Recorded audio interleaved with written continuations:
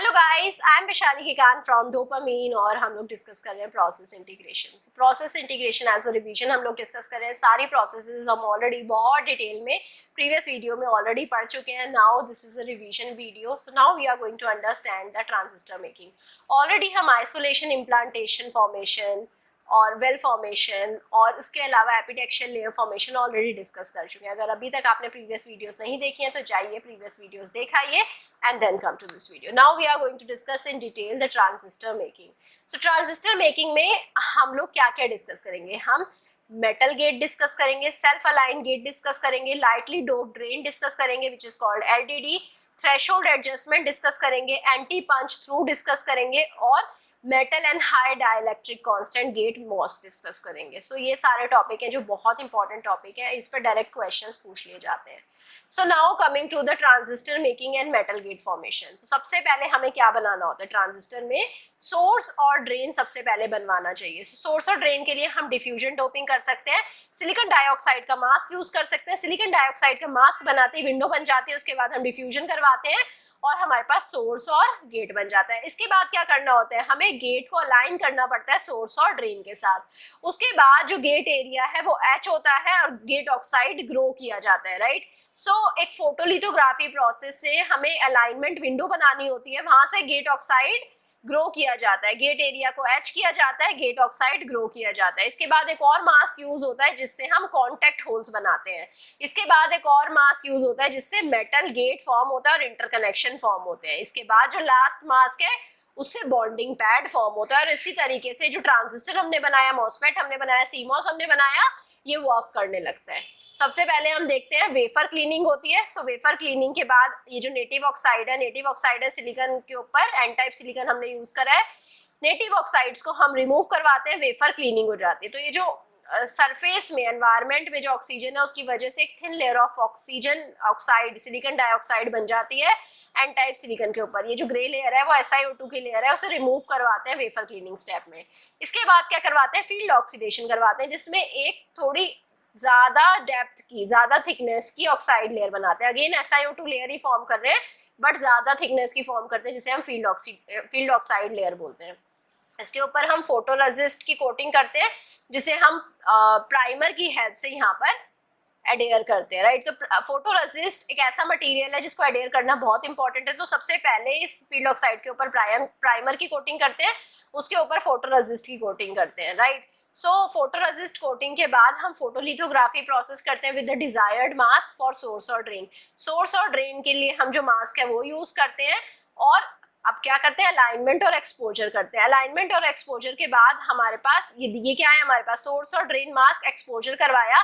आप देख पा रहे हैं जहां जहां लाइट एक्सपोजर हुई फोटोरेसिस्ट की प्रॉपर्टीज चेंज हो गई। फोटोरेसिस्ट की प्रॉपर्टीज चेंज होने के बाद यहाँ पर हमने फोटोरेसिस्ट हार्ड हो गया है, जो हमारा वीक फोटोरेसिस्ट था, लूज फोटोरेसिस्ट था, उसे रिमूव करवा दिया और यहाँ पर विंडो बन गई। यहाँ पर विंडो बनने के बाद ऑक्साइड जो है, ब्लैंकेट ऑक्साइड है, उसकी एचिंग करवाई, राइट। तो यहाँ पर अब हमारे पास एक विंडो बन गई है और हमारे पास डायरेक्ट एन टाइप सिलिकॉन यहाँ पर से विजिबल है, राइट। इसके बाद हम फोटोरेसिस्ट की लेयर को हटा देते हैं, फोटोरेसिस्ट का काम हो चुका है, राइट। उसके बाद फोटोरेसिस्ट की लेयर को हटा देते हैं और उसके बाद हम क्या करवाते हैं?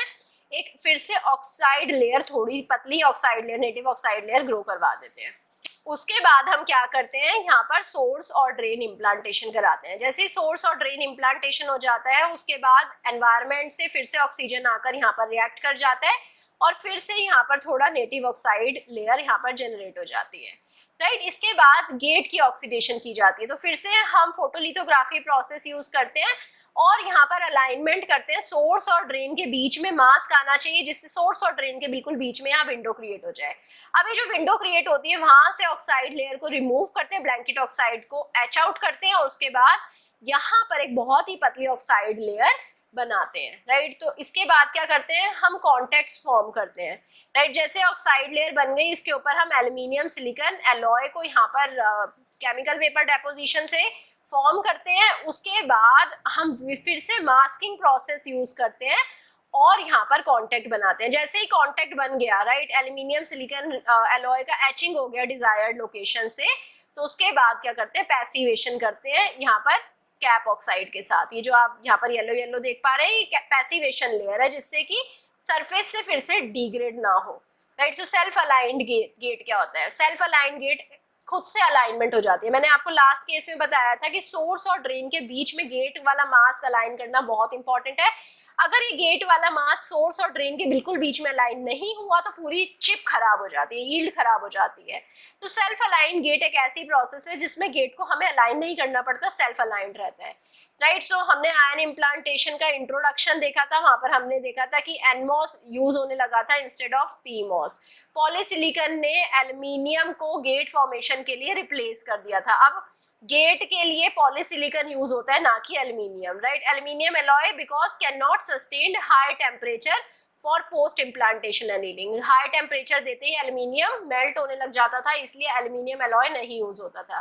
Now self aligned gate. Self aligned gate में हमारे पास जो एक्टिवेशन एरिया रहता है ट्रांजिस्टर मेकिंग के लिए, पहले हम एक्टिवेशन एरिया फॉर्म करते हैं, गेट ऑक्सीडेशन करते हैं, पॉलीसिलिकॉन डेपोजिशन करते हैं। राइट। सबसे पहले हम गेट का ऑक्सीडेशन करेंगे, उसके बाद पॉलीसिलिकॉन डेपोजिशन कर सबसे पहले हम गेट बना लेंगे। राइट।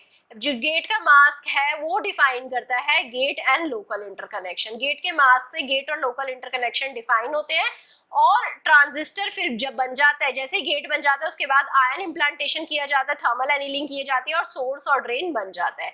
तो सबसे पहले हमने गेट बनाया, गेट के बाद हमने आयन इम्प्लांटेशन कर दिया, सोर्स और ड्रेन बना दिया। जो एडवांस मॉसफेट्स होते हैं उसमें सेल्फ अलाइन गेट यूज किया जाता है। तो यहाँ पर आप देख पा रहे हैं, पहले हमने पॉलीसिलिकॉन गेट बनाया, गेट ऑक्साइड बनाया, पॉलीसिलिकॉन गेट बनाया। अब इसके बाद हमने एनीलिंग कर दी फास्फोरस आयन से, तो यहाँ पर सेल्फ अलाइंड सोर्स और ड्रेन बन गया। राइट। तो हमें यहाँ पर अलाइनमेंट की जरूरत नहीं होती है। Now coming to the hot electron effect. ये जो हॉट इलेक्ट्रॉन इफेक्ट तब आता है जबकि गेट की विड्थ होती है 2 माइक्रोन से छोटी। तो यहाँ पर जो वर्टिकल इलेक्ट्रिक फील्ड होती है वो इलेक्ट्रॉन्स को एक्सिलरेट करती है और ये जो एक्सिलरेटेड इलेक्ट्रॉन है ये टनल कर जाते हैं through the thin gate oxide layer. Oxide layer को क्रॉस कर टनल कर जाते हैं, इसे हम हॉट इलेक्ट्रॉन इफेक्ट बोलते हैं, जिससे कि गेट लीकेज हो जाता है, इसे इसलिए गेट लीकेज इफेक्ट भी बोलते हैं। और ये ट्रांजिस्टर परफॉर्मेंस को अफेक्ट करता है। ये इलेक्ट्रॉन्स को ट्रैप कर देता है इन द गेट ऑक्साइड और जिससे रिलायबिलिटी प्रॉब्लम आ जाती है आईसी चिप्स के अंदर। So what we can do, we can use the lightly doped drain, जिससे कि हॉट इलेक्ट्रॉन इफेक्ट को हम प्रिवेंट कर पाए। जो ड्रेन रहेगा उसे लाइटली डोप्ड किया जाता है। राइट। सो जो हॉट इलेक्ट्रॉन इफेक्ट है आप देख पा रहे हैं, यहाँ पर ड्रेन से जो इलेक्ट्रॉन्स है पेनिट्रेट कर ऑक्साइड लेयर को पेनिट्रेट कर पॉलीसिलिकॉन तक पहुंच गए। राइट। इससे परफॉर्मेंस और यील्ड इफेक्ट हो जाती है। राइट। जैसे ही हम यहाँ पर गेट वोल्टेज ग्रेटर देन 0 देंगे। Now coming to the lightly doped drain formation. अब जो हमारा ड्रेन है उसे लाइटली डोप्ड रखना है, तो लाइटली डोप्ड ड्रेन को फॉर्म करने के लिए हम लो energy low current ion implantation करते हैं। राइट। सो जो डोपेंट कंसंट्रेशन है उसे बहुत कम रखते हैं और शैलो जंक्शन बनाते हैं, जिससे कि जो जंक्शन है वो थोड़ा ही गेट के नीचे जाता है, ज्यादा गेट के नीचे नहीं जाएगा। अगर जंक्शन ज्यादा गेट के नीचे जाएगा तो ये इफेक्ट ज्यादा प्रोनाउंस हो जाएगा। राइट। तो आप देख पा रहे हैं जो हॉट इलेक्ट्रॉन इफेक्ट है उसी लेयर से हो रहा है, जो ड्रेन की उसी लेयर से हो रहा है जो गेट के नीचे है। तो अगर ये लेयर जितनी कम गेट के नीचे रहेगी हॉट इलेक्ट्रॉन इफेक्ट उतना ही कम होगा। इसके अलावा हम साइड वॉल स्पेसर्स भी बना सकते हैं। राइट। साइड वॉल स्पेसर्स कैसे बनाते हैं? By depositing and etching back dielectric layer. Dielectric layer यहाँ पर डिपॉजिट की जाती है, फिर से एच बैक की जाती है और साइड वॉल स्पेसर बना देते हैं, जिससे हॉट इलेक्ट्रॉन इफेक्ट रिड्यूस हो जाता है। यहाँ पर हम high current low energy ion implantation use करते हैं, जिससे हैविली डोप्ड सोर्स और ड्रेन बन जाता है। सोर्स और drain are kept apart from the gate. Gate से थोड़ा दूर रखा जाता है सोर्स और ड्रेन। राइट। सो जो वर्टिकल इलेक्ट्रिक फील्ड है उसे भी रिड्यूस की जा सकती है, जिससे सोर्स और ड्रेन का बायस रिड्यूस हो जाए। राइट। जो अवेलेबल इलेक्ट्रॉन्स हैं उन्हें रिड्यूस किया जाता है टनलिंग के लिए और साथ में हॉट इलेक्ट्रॉन इफेक्ट को रिड्यूस किया जाता है। अगर हम एलडीडी बना रहे हैं तो ये 3 इफेक्ट रिड्यूस हो जाएंगे। राइट। सो यहाँ पर आप देख पा रहे हैं, सबसे पहले हम पॉलीसिलिकॉन एचिंग करते हैं, फोटोरेसिस्ट स्ट्रिपिंग करते हैं। राइट। सो फोटोरेसिस्ट की स्ट्रिपिंग के बाद पॉलीसिलिकॉन का एनीलिंग करते हैं। राइट। इसके बाद हम लाइटली डोप्ड ड्रेन का इम्प्लांटेशन करते हैं। राइट। ये दोनों जो ड्रेन्स हैं यहाँ पर, ये दोनों लाइटली डोप्ड ड्रेन है, N- देख पा रहे हैं आप, मतलब लाइटली डोप्ड है। इसके बाद हम नाइट्राइड डेपोजिट करते हैं। नाइट्राइड जो लेयर डेपोजिट हो जाती है वो सिलिकॉन के साथ जाकर रिएक्ट करती है और यहाँ पर सिलिकॉन नाइट्राइड की लेयर भी बना देती है और यहाँ पर नाइट्राइड एज इट इज भी रह जाता है, जिसे हम साइड वॉल स्पेसर बोलते हैं, जिससे हॉट इलेक्ट्रॉन इफेक्ट रिड्यूस हो जाता है। राइट आप देख पा रहे हैं यहाँ पर थोड़ा लाइटली डोप ड्रेन रह जाता है, तो ये कहाँ आ रहा है, साइड वॉल स्पेसर के नीचे आ रहा है, जिससे हॉट इलेक्ट्रॉन इफेक्ट यहाँ पर प्रोनाउंस नहीं होएगा। राइट ये अगर यहाँ से गया भी तो नाइट्राइड के अंदर जाएगा इलेक्ट्रॉन, पॉलीसिलिकॉन के अंदर नहीं जाएगा, परफॉर्मेंस को इम्पैक्ट नहीं करेगा। इसके बाद इम्प्लांटेशन एनीलिंग की जाती है। इम्प्लांटेशन एनीलिंग के बाद भी आप देख पा रहे हैं साइड वॉल स्पेसर को एलडीडी क्रॉस नहीं कर रहा है। So now coming to the dope and diffusion buffer. Dope and diffusion buffer क्या होता है, जब हम 0.18 माइक्रोमीटर से छोटे डिवाइस पर जाते हैं और 1.5 वोल्ट से कम वोल्टेज पर यूज करते हैं इस डिवाइस को, तो हॉट इलेक्ट्रॉन अफेक्ट जो इफेक्ट होता है वो इतना ज़्यादा इंपॉर्टेंट नहीं रह जाता है। राइट सो जब इस अगर हॉट इलेक्ट्रॉन इफेक्ट इतना ज़्यादा इंपॉर्टेंट नहीं रह गया तो लाइटली डोप ड्रेन की रिक्वायरमेंट इतनी नहीं रही। So LTD implantation process is probably no longer needed. जब यहाँ पर साइड वॉल स्पेसर है वो स्टिल नीडेड रहते हैं to provide a diffusion buffer. इससे एक डिफ्यूजन बफर आ जाती है जिससे डोपेंट सोर्स और ड्रेन जंक्शन से ड्रिफ्ट नहीं करते। Right so diffusion buffer create हो जाता है साइड वॉल स्पेसर से। Even though hot electron effect is not there then also we require side wall spacer. तो आप देखते हैं डोपेंट डिफ्यूजन बफर क्या होता है। यहाँ पर आप देख पा रहे हैं जो साइड वॉल स्पेसर है उसके नीचे गेट ऑक्साइड और बीच में पॉलीसिलिकॉन गेट है। राइट सो यहाँ पर आप देख पा रहे हैं साइड वॉल स्पेसर नहीं है। राइट सो अब यहाँ पर इस केस में क्या होएगा, जो यहाँ पर साइड वॉल स्पेसर है यहाँ पर इस केस में है एंड आफ्टर एनीलिंग जो सोर्स और ड्रेन है वो कहाँ पहुंचे हैं, वो साइड वॉल स्पेसर के नीचे तक पहुंचे हैं। राइट इस केस में जब साइड वॉल स्पेसर नहीं है एनीलिंग के बाद जो सोर्स और ड्रेन है वो बहुत ज्यादा क्लोज आ गए हैं। राइट सोर्स और ड्रेन बहुत ज्यादा क्लोज आ गए हैं और उनका शॉर्ट सर्किट होना पॉसिबल है। Now coming to the threshold voltage adjustment implantation. Threshold voltage adjustment implantation क्या होता है। थ्रेशोल्ड वोल्टेज एडजस्टमेंट इम्प्लांटेशन नाम से पता लग रहा है कि ये थ्रेशोल्ड वोल्टेज को कंट्रोल करता है इन द मॉसफेट। इससे जो सप्लाई वोल्टेज है वो टर्न ऑन और टर्न ऑफ हम कंट्रोल कर सकते हैं in the MOSFET in IC chip. IC chip के अंदर जो मॉसफेट है उसका सप्लाई वोल्टेज हम कंट्रोल कर सकते हैं। यहाँ पर low energy low current implantation हम यूज करते हैं। It is usually perform before gate oxide growth. Gate oxide से पहले हम थ्रेशोल्ड वोल्टेज एडजस्टमेंट इम्प्लांटेशन करते हैं। यहाँ पर पी टाइप और एन टाइप इम्प्लांटेशन हम करते हैं। तो पूरा प्रोसेस समझते हैं। सबसे पहले हमने वेफर क्लीन किया, ये हमारे पास शैलो ट्रेंच आइसोलेशन है जो ऑलरेडी हमने फॉर्म कर रखा है। इसके बाद सैक्रिफिशियल ऑक्साइड लेयर बनाते हैं। सैक्रिफिशियल ऑक्साइड लेयर के बाद हम एक्टिवेशन मास्क बनाते हैं।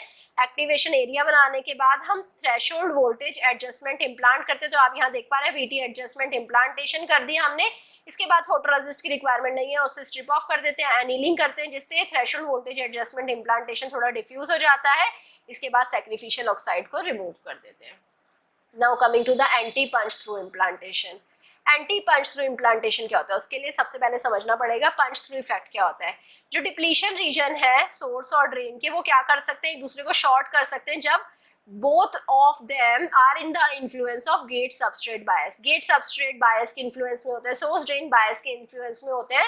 तो डिप्लीशन रीजन सोर्स और ड्रेन को शॉर्ट कर सकते हैं। राइट तो यहाँ पर हमारे शॉर्टेज को बचाने के लिए, सोर्स और ड्रेन का शॉर्ट होने से बचाने के लिए हमें एंटी पंच थ्रू इम्प्लांटेशन की जरूरत होती है, which is a medium energy low current implantation. इससे क्या होता है, ट्रांजिस्टर एंटी पंच थ्रू से प्रोटेक्ट रहता है और it is normally performed with well implantation. तो आप देख पा रहे हैं एंटी पंच थ्रू में हमने जब वेल फॉर्म करा तो तभी हम एंटी पंच थ्रू यहाँ पर फॉर्म कर देते हैं, फॉस्फोरस आयन से हम फॉर्म करते हैं।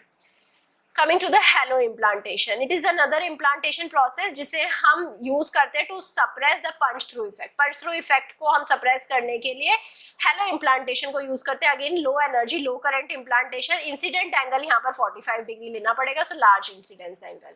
तो आप यहाँ देख पा रहे हैं हेलो इम्प्लांटेशन। यहाँ पर हमने फोटोरेसिस्ट से विंडो बनाई, पॉलीसिलिकॉन गेट के ऊपर फोटोरेसिस्ट है। अब यहाँ पर आप देख पा रहे हैं कि अगर हमने 45 डिग्री का इंसिडेंट एंगल लिया तो यहाँ पर पी टाइप का हेलो जंक्शन बन गया। राइट तो हेलो जंक्शन यहाँ पर फॉर्म कर सकते हैं हम। Right so these are the references, very amazing books which you can refer and I hope आपको सेशन पसंद आया होगा। अगर पसंद आया है लाइक करिए, सब्सक्राइब करिए, दोस्तों के साथ शेयर करिए and also give me your feedback.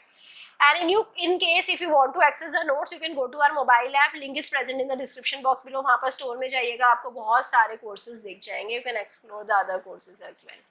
So I hope अगर आपको सेशन पसंद आया है, you will be giving us a feedback and a comment as well.